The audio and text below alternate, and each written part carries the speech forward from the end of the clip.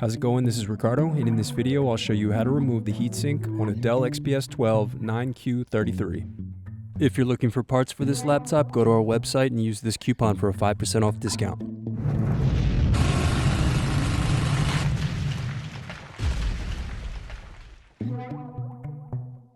First, lift badge plate and remove screw. Then unscrew and remove bottom base.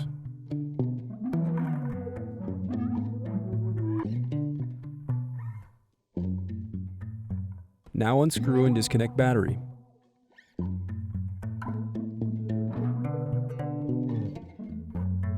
Then unscrew and remove heatsink. Thanks for watching. Don't forget to like and subscribe if you enjoyed this video. And if you need more, check out this playlist to watch other tutorials for your laptop. You can also click here to find parts for your laptop at partspeople.com.